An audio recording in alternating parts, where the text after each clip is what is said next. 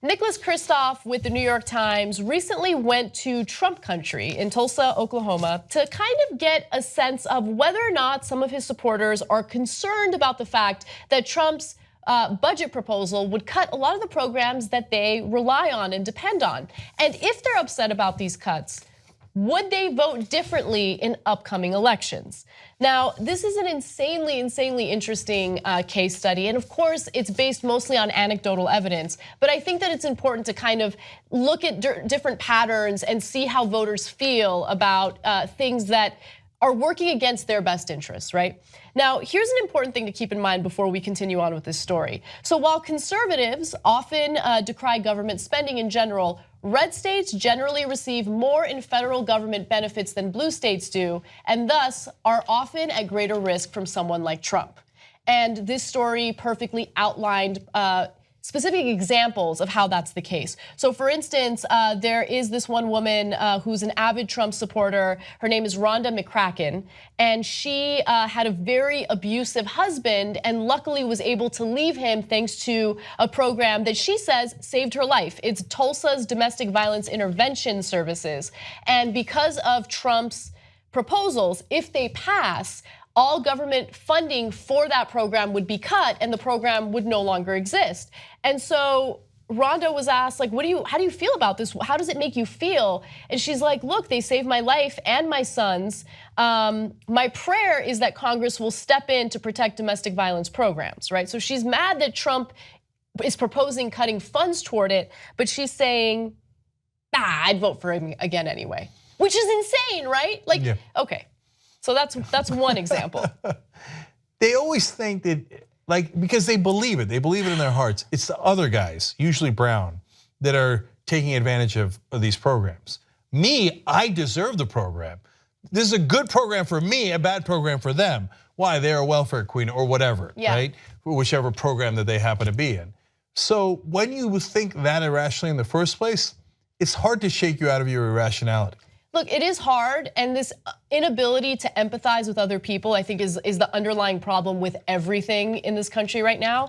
But look, every single person in the United States, except for the top 1%, goes through moments in life that are super difficult, and you need help, right? I'm not afraid to admit that. I definitely needed that help when I was a college student and my parents weren't making that much money and I needed to pay for college. Government steps in and it helps you pay, right? With grants and things like that. There's nothing wrong with that, right? Our taxpayer money should go toward programs that actually help our people as opposed to like weapons manufacturers and things like that. Anyway, let me continue with more people. So one person says, why is building a wall more important than educating people? Asked Billy Hinkle, a Trump voter who is enrolled in a program called Tulsa Work Advance that trains mostly unemployed workers to fill well-paying manufacturing jobs. Trump has proposed eliminating a budget pot that pays for the program.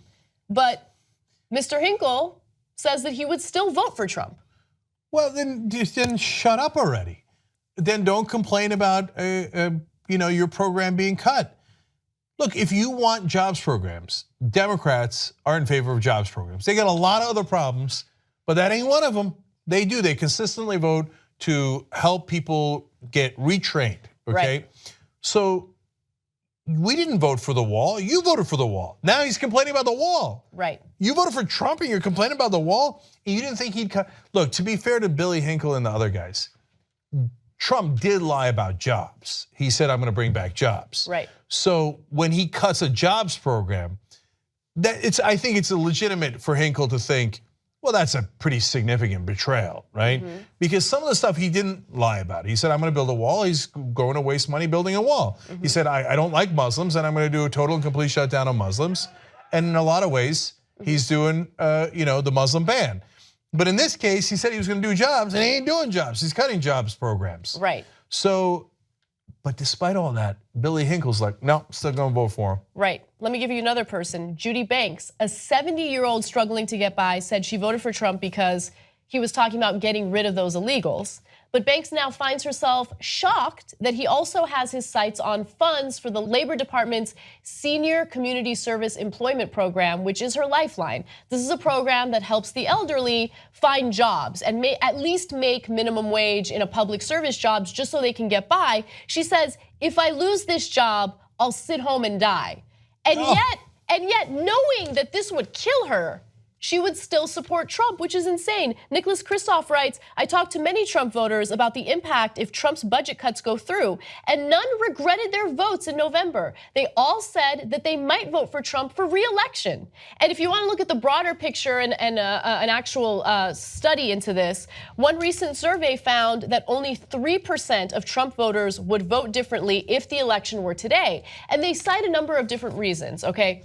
Reason number one is just defiance because they're angry at liberals like me who called them stupid bigots, right? And so they're like, we're not stupid bigots, so we're gonna keep voting against our best interests. Okay, do you, boo. And then another reason is, well, it's a little too early to tell whether or not Trump is a terrible person who's going to basically destroy our lives. Yeah, I remember when that poll came out and some liberals were crowing that, hey, 3.5% of his base have turned on him. I'm like, that's a really low number, guys. Yeah. That's not a thing to brag about. If you ask the same question of Obama at the same time, it probably would have been a similar number, maybe even more. So you have to be realistic about it. So no, they have not left him in big numbers, but that poll was actually done before healthcare. And healthcare actually did hit his numbers pretty hard because that was a great number of people who were like, wait, I'm gonna lose my healthcare? The guy told me that I was gonna get better healthcare and for a lower price. So that was another one of his lies. So I think eventually, not the things that he's doing that the media is flipping out about, like the wall and the bans, well, those are the things they voted for. Right. I don't think that's gonna hurt him at all, right? Agreed. It's the things he lied about that's gonna hurt him. He said he was gonna drain the swamp and he filled his administration with Goldman Sachs officials and corruption, et cetera. I think that's gonna be a massive problem for him down the road, because that's the thing they care most about. The cutting the jobs programs, that's a big lie, yada, yada, it goes on. And so I think his numbers will erode. They are beginning to erode once the stuff settles in, but not erode to the degree that they should, which is the point of this article and giving you these anecdotes. So which then finally leads me back to Judy Banks, the 70-year-old who's gonna sit home and die. Well, now you're offended by people like us who said that some of you, and not all of you, I would say, and I have said throughout, about half of you are stupid bigots. Okay, the other half got lied to, and you're gonna get pissed and you're gonna flip over, not because you like Democrats or liberals, but because you're gonna realize that Trump's a charlatan, right? But so my heart breaks for Judy Banks because we wanna protect 70-year-olds. We don't want them to sit home and die. We wanna help them be productive members of society and et cetera. On the other hand, you say, it's okay if I sit home and die as long as he goes after the illegals. And remind me how that doesn't make you a stupid bigot. Just on the idea that he'll go after brown people, even if it means it kills them, they're still gonna support him. So that 50% of Trump supporters are not movable because they don't live in the rational world and their hatred has consumed them.